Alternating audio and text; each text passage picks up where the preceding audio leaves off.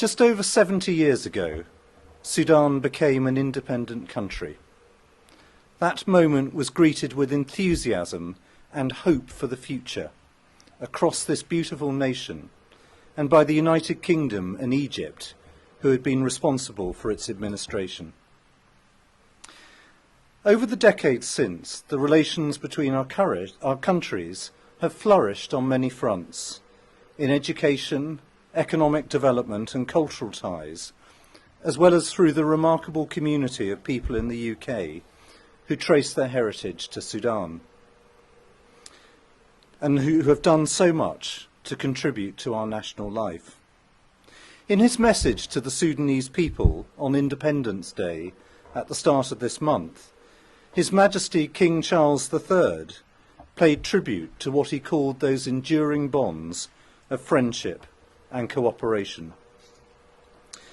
Today, of course, Sudan is enveloped by a cruel and needless war, which has exposed its noble people to starvation, inhuman atrocities and displacement.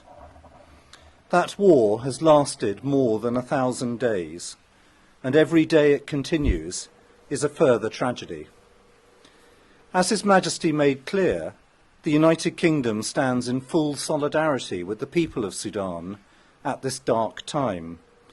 The British government, with Foreign Secretary Yvette Cooper, is determined to use every avenue at our disposal to bring peace and to help Sudan towards the path of recovery and political development which it so badly needs.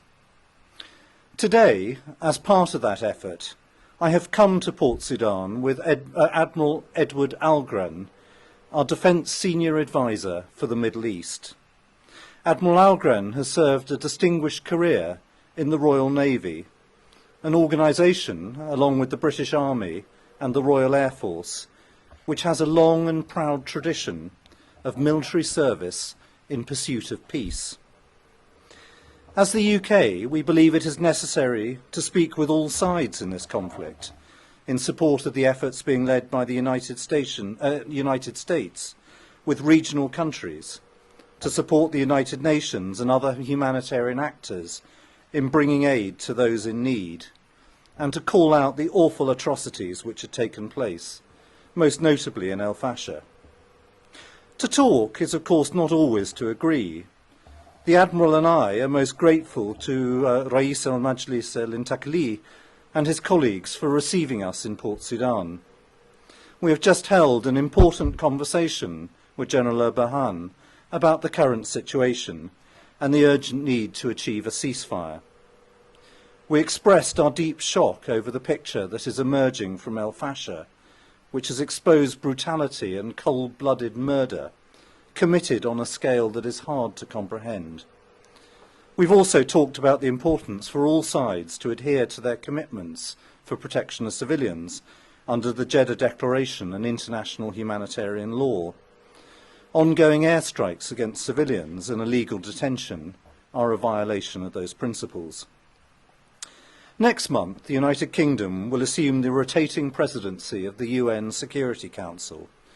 Further ahead, in April, we will serve as a co-chair for the international conference that the German government will host in Berlin, following those in Paris and then London last year.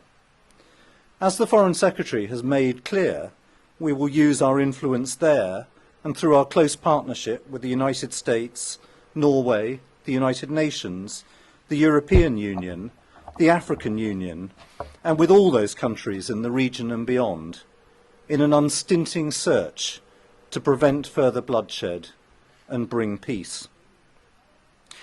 In his message at New Year, His Majesty the King committed the United Kingdom to stand in solidarity with the people of Sudan and wished them strength in their pursuit of peace and stability.